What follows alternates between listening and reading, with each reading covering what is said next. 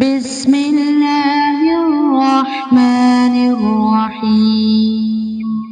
شروع کرتا ہوں اللہ تعالیٰ کے نام سے جو بڑا مہربان نہایت رحم والا ہے۔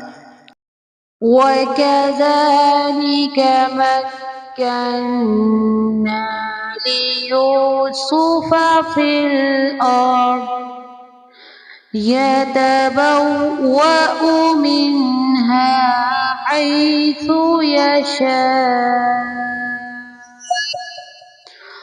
نُصِيبُ بِرَحْمَتِنَا مَن نَّشَاءُ وَلَا نُضِيعُ أَجْرَ الْمُحْسِنِينَ۔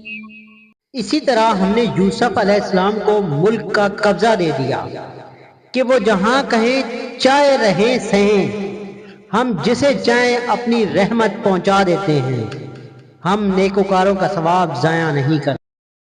وَلَأَجْرُ الْآخِرَةِ خَيْرٌ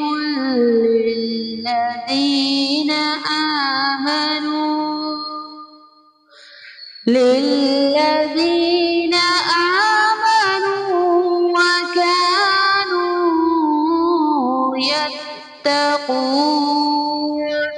یقیناً ایمانداروں اور پرہیزگاروں کا اخروی اجر بہت ہی بہتر ہے۔ وَجَاءَ إِخْوَةُ يُوسُفَ فَدَخَلُوا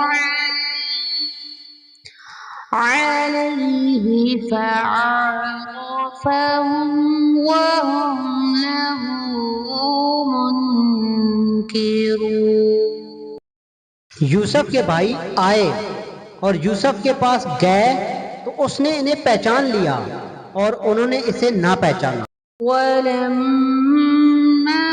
جَهَّزَهُم بِجَهَازِهِمْ قَالَ ائْتُونِي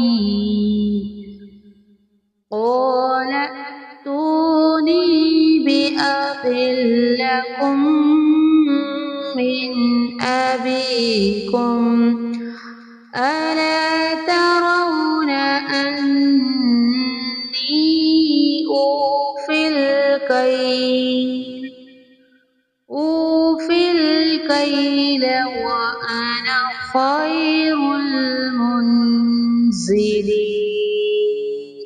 جب انہیں ان کا اسباب مہیا کر دیا تو کہا کہ تم میرے پاس اپنے اس بھائی کو بھی لانا جو تمہارے باپ سے ہے۔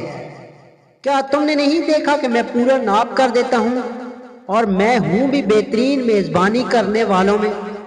فَإِن لَّمْ تَأْتُونِي بِهِ